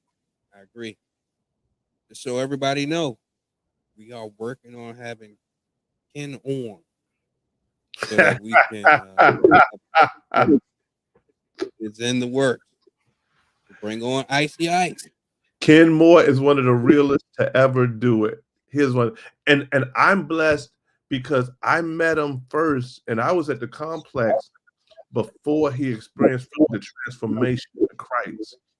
So I was at the complex and walked the first time I went in there because him and Chris Birch, Chris's printing used to be over there. So they used to do printing. And so I would have them doing flyers and stuff for him, because back then I would use Ken's, I use Ice's sound system for the Gospel Go-Go's. So he would be the one I would use for the Gospel Go-Go's for sound rooms. So the first time I came over to the complex, he was showing it to me, but this was pre-saved, sanctified, live my life for the Lord, Ken Moore. So you walk over there, and Ken had daggone, not all of them were there. Some might be around, but Ken had exotic dancers selling prepaid legal. So he had the hustler. I had never seen a hustle like this before in my life. I'm at the complex, and he's telling me about, and I mean, people, he introduced me to people and all this kind of stuff, and boom, boom, I'm coming to get my printing, and he's showing me around the complex, showing me this facility. Hey, if you ever have a need, we're talking about possible ways to use it. But this is before he like gave it unto the Lord. And this dude, he had exotic dancers, strippers, who would go do shows for him, private shows. And while they were doing the shows, stripping for the dudes, they'd be selling them prepaid legal. I had never heard of a hustle like that. He was making a killing off of prepaid legal. Can you picture strippers talking to dudes about prepaid legal? They gonna sign the dotted line, right? He was making, right? So I first came to the complex then to watch his transformation and to watch what he gave up. I think it'll be a blessing to have him on your show, not just to hear about what he did, to hear about how much he sacrificed. Because Ken Moore made a sacrifice for the kingdom. And I will always salute him and always love him for the sacrifice he made unto God and for the kingdom of God. Like that brother, at the time he said, I changed from Saul to Paul, he changed from Saul to Paul, and he was about the life, and he made the sacrifice, and he paid the price for it. I agree. Shout out to Yes, sir. Ken Moore, I love you, brother. Bless you, man. Yeah. Oh, and also we got to shout out Sam too. Oh my God, Sam that was absolutely. incredible. Oh my God, geez. Both of them. That was the power team. That was the power team. They were the power couple. Yeah. Shout out to her as well. Amen. Yep.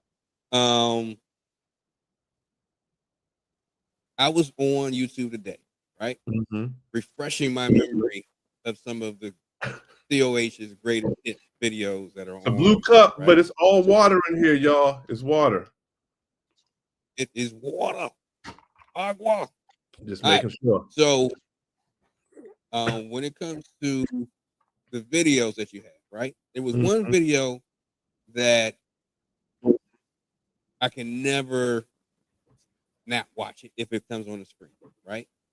It is with Bugs from Junkyard singing during Sunday service, right?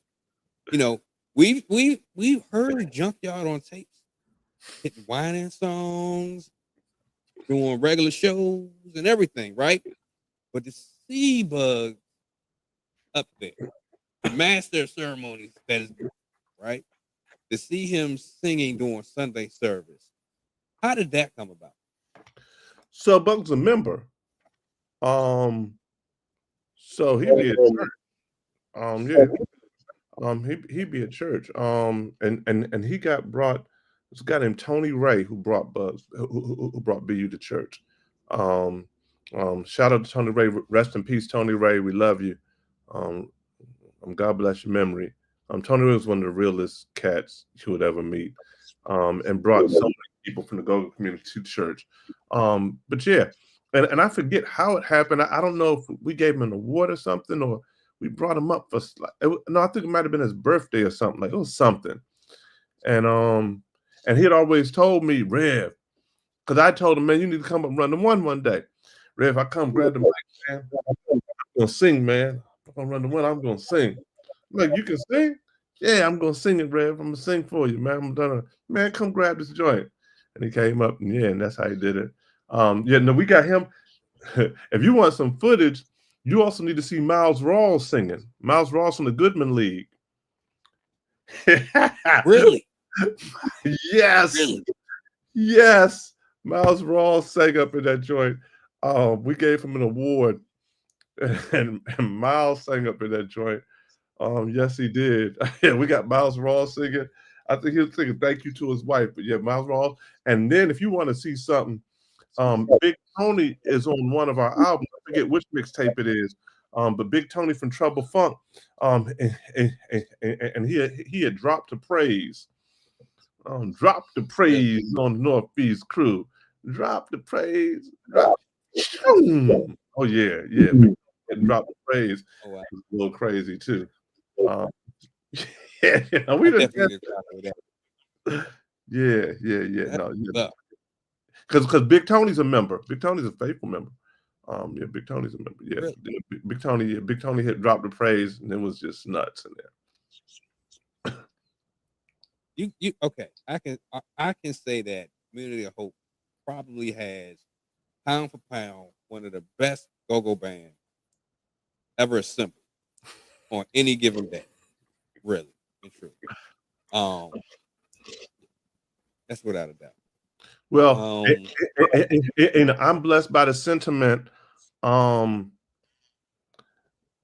would walk into anything said like that very humbly, because there's a lot of incredible go-go bands assembled. But I would say I'm honored that we would even be mentioned in that kind of a way, right? I'm honored we would even be mentioned that kind of a way, and we have attempted to put together a team and a music ministry team that can run all the lanes. So they can run the go-go stuff, but they can also take you full in praise. They can take you full in worship. They can also run. And so I'm really proud of our team right now, just because we got LaKendra with us now singing. We got Davon singing. The Davon, he was on The Voice, and, and got range like just. I mean, so like with it, and we got a whole new music squad that's with us now. We're just really excited about. It's really doing some great stuff. And once again, with Super Dave and with Daryl, still there with us, holding it down for us. It's been a blessed season for us, and so I appreciate you saying that, and I'm honored by that, and we're just totally honored by that. So, question: do you know what Daryl's and Super Dave's gospel go-go history is? What you call it? What's the name of the joint? Used to play out in that joint. Oh, what was that joint? It's a little restaurant-y joint. Gospel Live. Yeah, used to play a Gospel Live. Because Crazy Praise. So you got to think Crazy Praise, Daryl, Dave, and Conrad, and what's the Congo player for Crazy Praise? What's my guy? Had the long hair. Huh? Tommy Gunn. Yeah, Tom, right. They used to play for me at Ebenezer on Thursday nights for my young adult Bible study. Right. My Thirsty Thursdays joint. Thirsty Thursdays, I had Conrad. Thirsty Thursdays, I had Conrad. I had Tommy. I had Dave, Daryl, and Philip Carter used to play and sing. Oh man. There's a month. And so that's how me, Dave, and Daryl. And so Dave and Daryl been playing with me since then. So I started Community of Hope in 06. Thirsty Thursdays was around 04, 05. Around 04, 05. And so when I started Community of Hope, Daryl and Dave said they wanted to come over and play with me. And they've been with me all 19 years. Oh wow. That's some more history for you. Yeah. And them cats are monsters. Monsters. Right? And Dave and the Dag, and not just gospel go-go monsters. I'm talking about just straight up, like some of the best in the business. I'm like, Dave went to the daggone Congo battle, and by most people's recollection, he won the battle he had, but they gave it to, am I right about it? 100%. Right? Yeah. Right, but the big name beat him out. But the blessing was because he was playing for the church at the time, right? The Congo battle, does that thing. The blessing was it gave us more respect as a church and as a ministry. Because people respected Dave even more when they saw him moving to that level. And even the brother who, and I'm not saying names, even the brother who he was in the battle against came to him afterwards. This is what I respect about that brother. Came to him afterwards and was like, hey, you one of us. And let Dave know he was at that echelon now. And Dave was at that point, he was playing backup for Chuck at times, and he didn't play backup for for Raheem, and all that kind of playing for Raheem and all that kind of stuff. He played with Chuck, played with Raheem. Yeah, Dave was them cats must. So we are blessed because it doesn't matter who comes in and out, to have Dave and Daryl there as a solid locked group, I can always get it together because all I got to get a drummer at a level and musicians at a level. But if them cats have been with me since before Community of Hope, since Thursday. So I'm glad you reminded me about the Crazy Praise Days. Yeah, at Gospel Live, man, they used to crank down there. Sheesh, they used to crank down that joint. Yeah, that used to be some times. When it comes to Super Dave, did you know that Super Dave used to lead talk for God's Blend? Yes, I do. Because every once in a blue moon, Dave will hop on the mic. Yeah, and Dave can do it. Yes, sir. Super. Yes, I do. Yes, super, and he can run the one. I'm talking about Sir. like he got swag on the run on the one. Yet you know he can run the one like he's a monster on the one. Speaking of running the one, Yes, sir. where did Reverend Lee and where did your brother Bill Lee develop y'all ability to run the one the way that you do? Where did it come from? Because it sounds like you should have been the lead talker of that band at Ebenezer. That's what it sounds like to me. So I would tell you what's so funny is that my members always say Pastor always wanted to have a go-go band. He always wanted to have a go-go band. He always wanted to be a lead talker somewhere. I think that so what's funny is I think that a couple of things. One, just because I grew up in go-go, me and Reverend Bill are very different in our style and who we emulate, right? So Right. Reverend Bill was when we were coming up, he was a Rare Essence guy. I was a junkyard guy, right? Reverend Bill, when he went out, the Reverend Bill, you know, he had to have a new outfit. You know, them Essence dudes, when they went to see Essence, they had a new outfit for the day, and they was, you know, sitting, holding their drink in the corner, posted up, looking cool and all that kind of stuff. I had time for all that. I had some Timbs and some gray sweats and a white tee to go see JY, and I was on the front line roughing it off. That'll make sense for you because then that's who we listen to. So in my ear, I hear Bugs all the time. In Bill's ear, he hears funk all the time. And so I don't know how we learned. I just know that like we just had the courage to hop up to it periodically. And yeah, and kind of run. I think we also learned and grew at Ebenezer because we would have those services all the time. We would hop up in those services and be running it. And shout out once again to the Brownings because the Brownings used to let us run the one and they would go in the go-go stuff during Sunday service at Ebenezer on regular Sundays. And people don't realize that. People don't realize Ebenezer used to be the turn up. I'm talking about it used to be the flat out turn up. They would slide into a pocket in that joint and let me or B hop and Pastor Browning, because that's when Reverend Bill had locks, and that's when I had the cornrows. And so Pastor Browning called me Ludacris. And he called Reverend Bill Buster Righteous.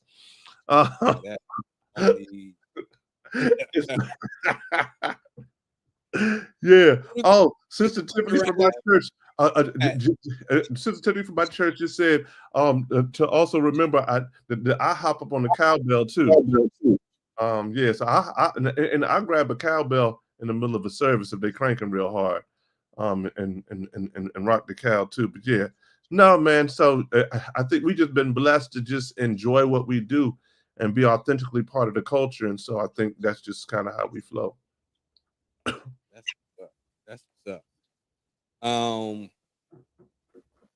The question about how politics and how go-go meet, right? And how they can meet, right? From your opinion and from your experience, how can gospel go-go get more work more closely when it comes to DC government and various counties in the region? So I think gospel go-go has to understand its value and then be able to communicate its value, right? And I think you do that out of relationship building. So that's not just something about running up on a politician, but that's showing a politician the value of what you do. That is being in the spaces, doing the outreaches, doing the violence prevention stuff, doing that kind of stuff. But making sure as you're doing that stuff is showing the value to the politicians who then can see how it can be useful. Showing the value in impacting the generation, showing how you are a trusted voice, right? And that's what happened. You got to remember, even within regular go-go, the politicians were adversarial against go-go. The politicians kept using go-go as a scapegoat for violence, And so if there was a rise in crime or violence, that they would blame the Go-Go's. So it may be 5, homicides just happened in a given 2-week period, and they blame the Go-Go's, but none of the homicides happened to the Go-Go or were Go-Go related. But they were just, able to toss that out there and shut down the clubs and all that kind of stuff. They were blaming something that wasn't there, right? Now we're at a point, though, in which now with Go-Go being kind of the national, DC's, the music of DC and all that kind of stuff, that there is a bigger respect in the region for Go-Go. I think that it's being able to show your value. A good example, when Community of Hope first started, O'Malley, who was running for governor at the time, came to the church. And the legend. Heard the band was rocking. Heard the praise team.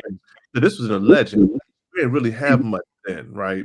This is like in the legend, we weren't even a year old yet. We were like 9 months old. Matter of fact, we were 6 months old. So we're a 6-month-old church meeting in the nightclub. Don't have 2 nickels to rub together. But he heard it. Let's buy it. He asked us to play at a campaign rally. So the Voices of Hope were playing while him and at the Camelot, while him and Bill Clinton were shaking hands. I told the Voices, I said, look, this is really upper crusty Prince George's County Black folks. So the first thing I want y'all to do on the first song, I want you to hit like a Negro spiritual. I said, the second song, when they have y'all do a selection, I want y'all to hit like some Kirk Franklin or something. I said, when we close out, put that joint in a pocket and ride the joint all the way out, right? And do some of our stuff, right? And it would amaze you when that beat hit and them congos start rocking and they laid that joint down and put the hammer down. You got this. The Camelot is full of all these people in suits and ties and all these big, movers and shakers. And you would have thought we was in the Capitol Center. That joint like bounced. The whole place bounced. And all of them started bouncing. And then you realize, oh, y'all came up around here. All of y'all did. Y'all act like y'all didn't, but y'all did. And Bill Clinton and Martin O'Malley were shaking hands on a rope line to like a soccer joint, rocking. I'm saying that to say there's already a respect because the people came out of it. They just don't acknowledge it. So you've got to show your value in how you can add value to what they're trying to do. And when you show the value of how Gospel Go can add value to what they're trying to do, but you got to be plugged in. You got to get in the spaces. You got to be plugged in. You got to show the value. Okay. So when it comes to showing your value to politicians and showing your value to, like, I guess you could say other musical acts, right? How important, okay, when it comes to Ebenezer, let's say Ebenezer, right? When they used to bring in artists like Kanye West, and all of those folks, what was their impression when they heard Go-Go in the church for the first time? Kirk loved it. Kirk went crazy over it. Kirk went crazy over it. When we had Kanye there, I don't know that we had a band play. I know we had a DJ there because it was in the main sanctuary.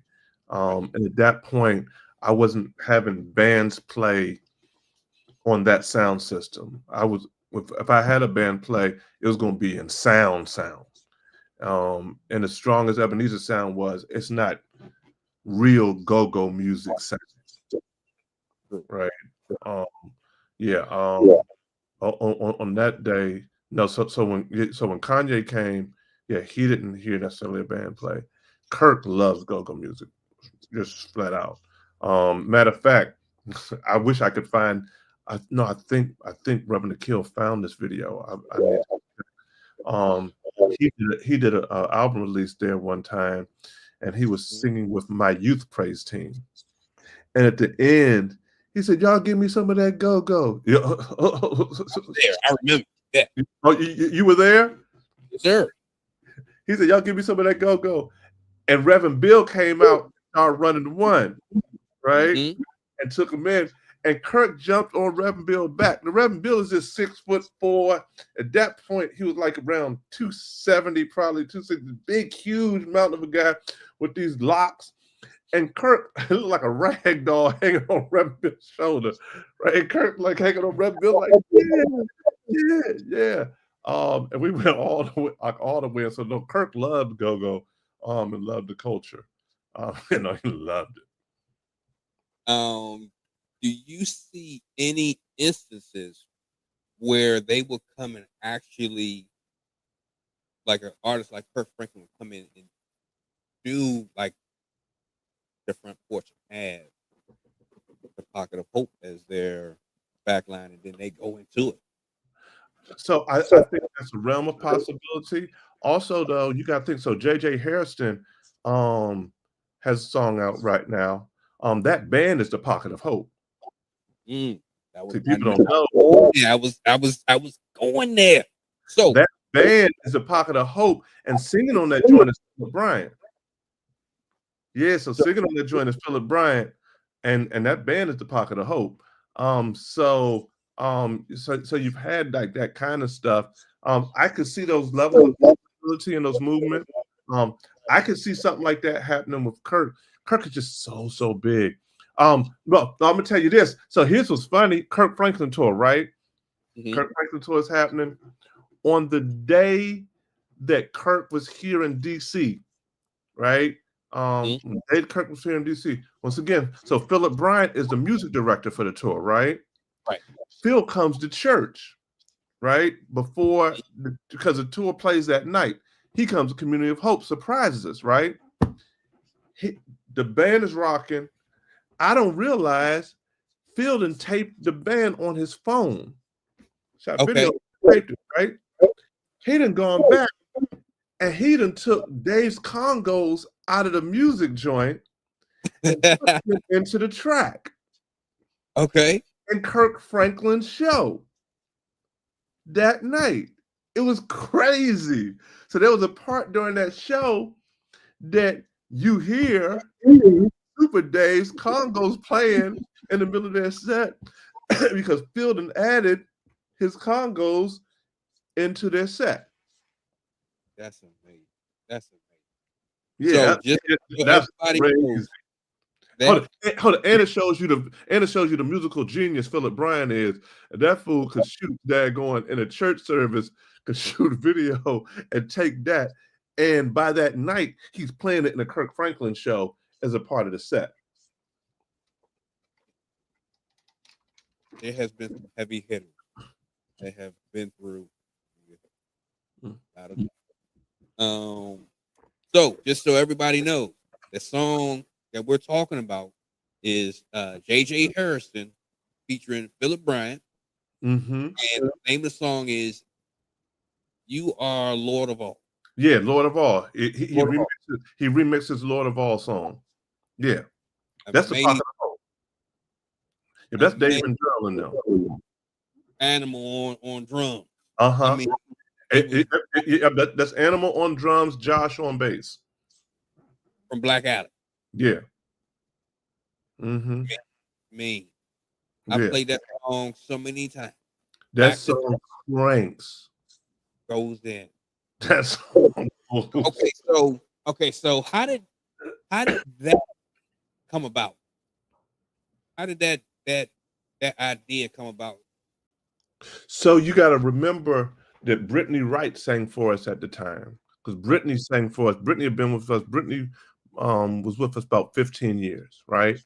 And Brittany Wright sang for JJ. Okay.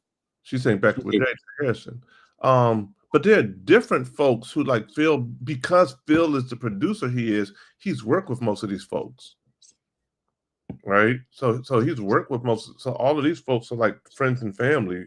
So you got to think, what's her name? Like I would just be bumping into major gospel artists. I just come by when the church was at Iverson, I would just, go by the church. I'd be coming by the church, and Phil behind the stage has set up a makeshift studio, and he be producing like the first time I met Miranda Curtis, she was leaving out of my church because Phil was taping her album behind stage. Wow. Instead of a little makeshift recording studio behind our stage, Phil had set up a studio, and that's how I met.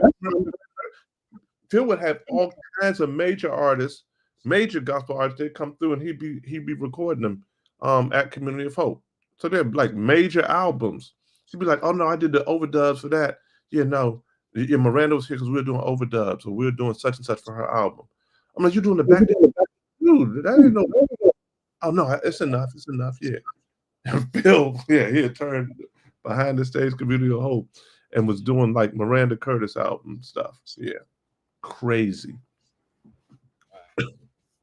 Wow. So, okay, so what's the likelihood of Phil Bryant doing a gospel go-go album? As in, So the thing is that our Hymns of Hope album is a gospel go-go album in which we re-envision the hymns of the church.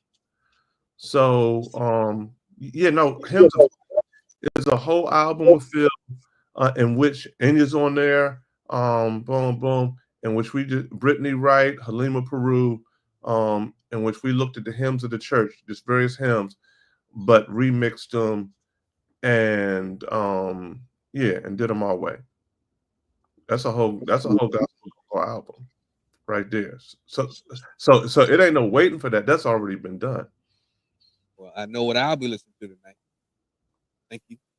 Appreciate it. That hymn, Download the app. that Hymns of Hope. Hope But then, even though I call them mixtapes, right? Mixtape Volume 1, Volume 2, and Volume 3, Bryant with us, rocking. And then there's another album. This is our first one with us. This is a great album too. That's much more churchy, but it does have a couple of gospel go-go pieces on it as well. But yeah, no. Phil has done. Yeah, he's 5 albums in with us. Okay, so just so everybody knows, where can they get the album again? Where can they listen to it? All you gotta do is go to the Community of Hope app on your iPhone or your Android device. Community of Hope AME. If you go to the app, and not the Community of Hope TV one, because COH TV, that's just showing you the kind of our videos and stuff. But there's a Community of Hope AME. If you go to Community of Hope AME on your devices, our app should come up. And in the app, you can watch sermons and services and all that kind of stuff. But also there's an area that says music or albums, COH albums. And you can go to those and look at all that music. As well as we got other playlists there for you. If you're sick and you're going through a sickness, we got healing playlists on there of healing music, good gospel music for healing, and gospel workout music and other kind of stuff. So it's a really cool app. If I don't say so myself, it's a really cool app that can be a blessing to your life just in general. So yeah, check out the COH Community of Hope app, and the music is there. Walk by Faith, they said, what about Ty? So Ty Tribbett. Oh, Ty Tribbett's fun. And remember, Ty was at Ebenezer. Yes, indeed. The Ty was Ty was over the youth choir at Ebenezer. Yep. Hill Dickens had a youth night service or concert. It featured Ty Tribbett and Wanted Band. When I say that was electric, right? That was a night that should have been in the big church. Which is a blessing of the legacy of that ministry, right? that you had me and how the Lord, but the Brownings were always able to empower the next generation of youth minister to have impact, right? And so I was the youth minister. After I became an adult, my brother was. When he left and came over here, Reverend Kanika was. After Reverend Kanika, it was Reverend Akil. And now they've got folks over there now doing as well. But you can see, and Reverend Akil came out of the youth ministry. Reverend Akil, my brother kicked Reverend Akil off of Crossland's basketball team at one point because he was acting a fool. But that's our brother, right? That's our, he's now like a brother to us. Reverend Akil got keys to my mama's house. Like he that close with us. But it's just a blessing to see down through the years. And so you see, even in Reverend Akil's generation, him with the Ty Tribbett there and doing that kind of stuff with Wanted Band, right? So he was with the band that kind of with that. All right. So, folks, I think that's going to conclude our night tonight. We've talked about everything from the beginning up into the current regarding the history of gospel go-go and how Reverend Lee has played multiple different lanes and different how important he was to the gospel go-go movement. Let me say it that. So we want to tell you we appreciate you and we commend you for sticking with us all this time.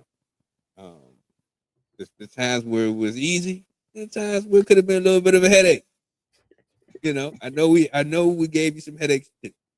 So we appreciate you 100%. Well, man, Brother Delano, I want to thank you even for allowing me to come here on your platform. And I believe that what you're doing, it's important. If the history is not documented and told, then the history's lost. And I would recommend, I think it could be helpful. And I've sent some folks your stuff to folks. But I really think in some of the new books that are going to be coming out about go-go music will have spaces in there for gospel go-go. I think these kinds of stories are important, and I know that there's some folks doing some stuff who I even told about your piece with Damon, Pastor Damon, and so these stories are important. I also think the work you all can do with the Go-Go Museum, Ron Moten, them, I think this kind of stuff is important. I hope you will hold on to this stuff, document this stuff. These stories you put in would be a great exhibit in the Go-Go Museum. Or at the very least should be in the archives of the Go-Go Museum so that when people come in, they can be able to come and they can look at them and hear some of the stories. And so therefore you become a historian of the movement. And that's important and significant. And so I salute you in it. Any way I can be helpful to you, any of your listeners, anybody who's watching, I want you all to hear, we are still attempting to make impact for the kingdom of God. We believe gospel go-go music is one instrument in God's hand to impact the kingdom of God. And so if there's any way we can be helpful with the work you're doing, anyone, we're here, open to it, and we're available. And so thanks, brother, so much. It's my honor to be able to share with you tonight. Thank you, sir. We will be tapping in. Believe that. My man. Much love.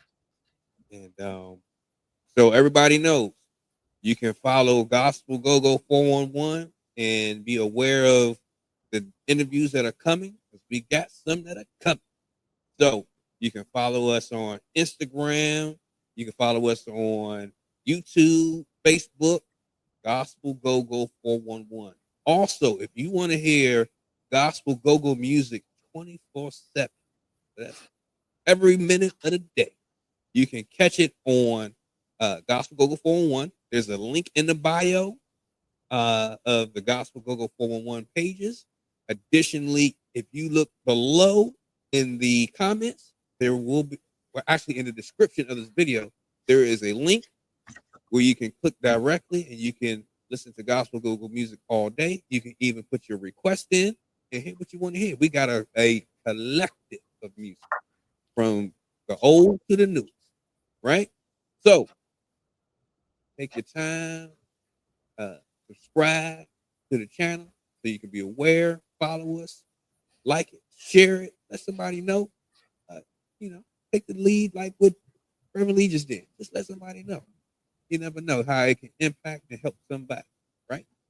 So we just here to do our part, you know, in spreading the gospel in a way that somebody might, right?